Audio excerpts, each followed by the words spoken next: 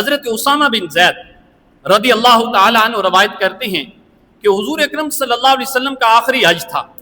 اور ہم حج کرنے کے لیے رواں دواں تھے، اور راستے کے اندر تھے کہ حضرت اسامہ بن زید کہتے ہیں کہ ہم مقام روحا پہ پہنچے۔ جب مقام روحا پہ پہنچے، آقا علیہ صلاۃ والسلام کی سواری جو ہے یہ چل رہی تھی۔ حضرت اسامہ بن زید کہتے ہیں کہ سرکار دو عالم صلی اللہ علیہ وآلہ وسلم کے اس سفر کے اندر میں بھی تھا۔ اسامہ بن زید خود روایت کرتے ہیں، فرماتے ہیں کہ ہم نے ایک منظر دیکھا۔ وہ منظر کیا تھا کہ آقا علیہ صلاۃ والسلام اپنی سواری پر جلوہ افروز ہیں، حضور تشریف لا رہے ہیں، حج کا بابرکت سفر ہے، لوگ حضرات صحابہ اکرام حضور کے ساتھ موجود ہیں، آقا علیہ صلاۃ والسلام چل رہے ہیں، اپنی سواری پر ہیں، اور ہم نے ایک منظر دیکھا۔ اب وہ منظر کیا تھا کہ ایک عورت سامنے آ جاتی ہے کہ جس کے ہاتھ کے اندر ایک بچہ تھا۔ آقا علیہ صلاۃ والسلام کی طرف وہ عورت بڑھتی چلی جا رہی تھی۔ حضرت اسامہ بن زید کہتے ہیں کہ ہم نے وہ منظر جو دیکھا، وہ آئی آقا علیہ صلاۃ والسلام کی خدمت میں حاضر ہونے لگی، کہنے لگی یا رسول اللہ صلی اللہ علیہ وآلہ وسلم، میرا بچہ جب سے پیدا ہوا ہے اس وقت سے لے کر آج تک یہ بیمار ہے۔ اب بعض روایات کے اندر یہ بھی لکھا گیا کہ وہ بچہ پاگل تھا اور اس کو مرگی کے دورے پڑتے تھے۔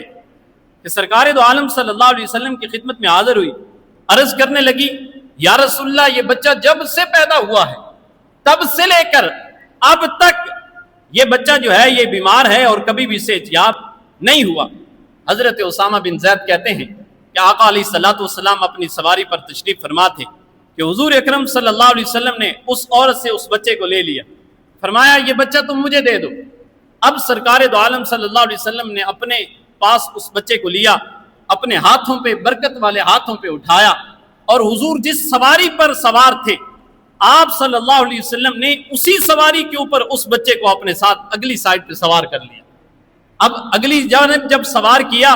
تو سرکار دو عالم نور مجسم صلی اللہ علیہ وآلہ وسلم نے اپنے منہ مبارک سے اپنے لعاب دہن کو نکالا اور اس کے منہ کے اندر اس لعاب کو ڈال دیا،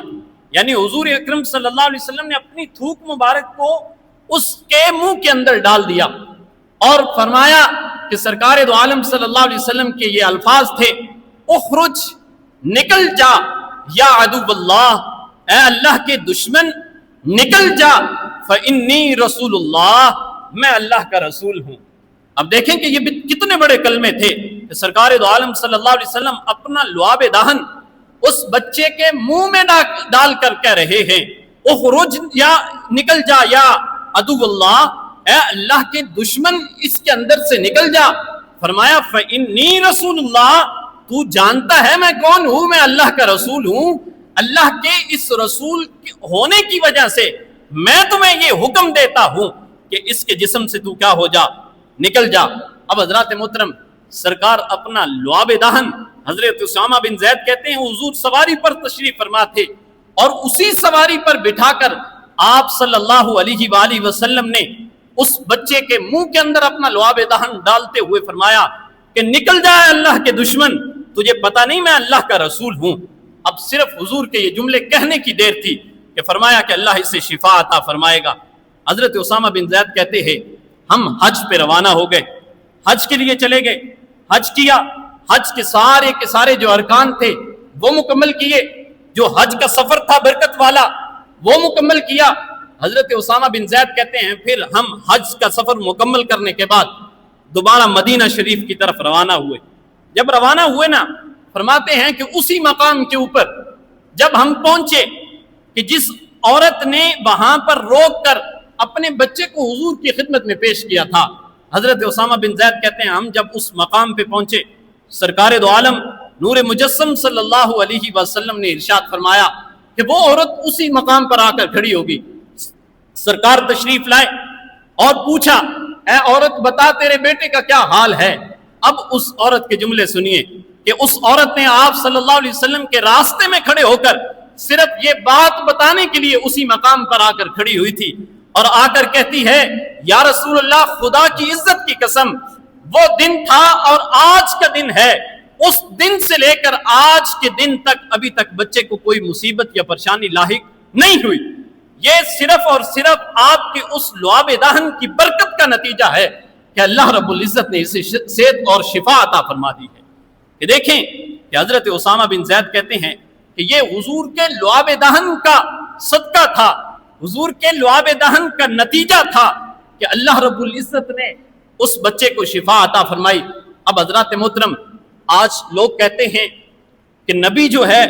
یہ جب اس دنیا کے اندر آتا ہے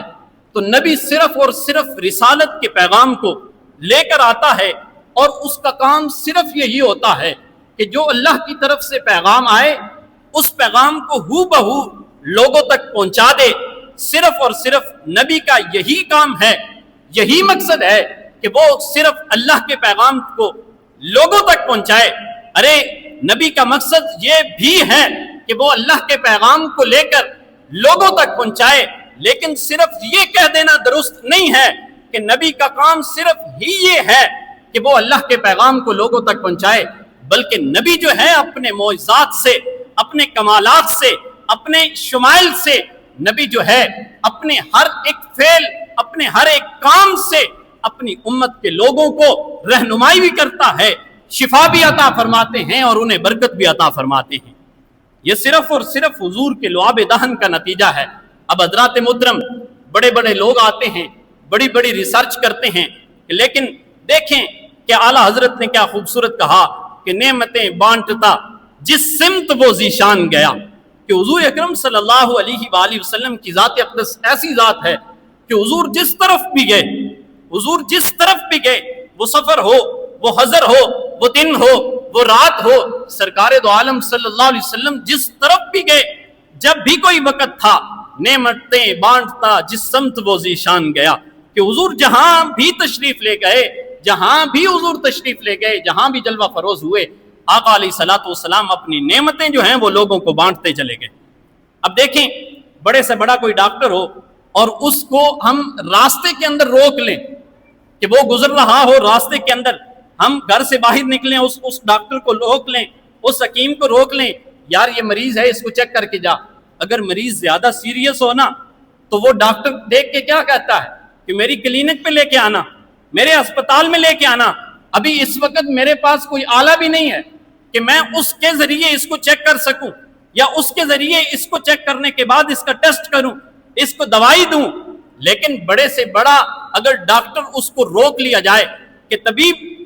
اس کی علاج کر، اس کی بیماری جو ہے اس کو دور کر دے، لیکن وہ کیا کہے گا، اگر تو مجھے چیک کروانا چاہتا ہے تو میری کلینک پہ آ، میرے ہاسپٹل میں آ، لیکن میں قربان جاؤں مصطفیٰ کی ذات پر، میں قربان جاؤں مصطفیٰ کے کمال کے اوپر، میں قربان جاؤں مصطفیٰ کی صفات کے اوپر، کہ سرکار دو عالم صلی اللہ علیہ وسلم راستے کے اندر ہیں اور وہ عورت حضور کا راستہ روک کر کہتی ہے کہ میرے بچے کو تکلیف ہے۔ سرکار دو عالم صلی اللہ علیہ وسلم نے یہ نہیں کہا کہ تو مکے میں چلی آ، حضور نے یہ نہیں کہا کہ تو مدینے میں چلی آ یا کسی اور جگہ پہ چلی آ جہاں پر ہماری مسند ہے، جہاں پر ہم بیٹھتے ہیں، لیکن مصطفیٰ کا کمال دیکھیے کہ آقا علیہ الصلوۃ والسلام نے اسی لمحے اپنی زبان اقدس سے، اپنے منہ مبارک سے اپنے لعاب دہن کو نکال کر اس بچے کے منہ میں ڈال کر فرمایا، لے میں تمہیں شفا عطا کر رہا ہوں۔ اللہ رب العزت نے اسی لعاب دہن کے صدقے اس بچے کی اس بیماری کو جو کتنے سالوں سے اس بچے کو لگی ہوئی تھی، اس بیماری کو دور فرما دیا۔ یہ حضور کے لعاب دہن کی برکت تھی کہ اللہ رب العزت اس برکت کے صدقے اس بچے کی بیماری کو کیا کر رہا ہے، دور کر رہا ہے۔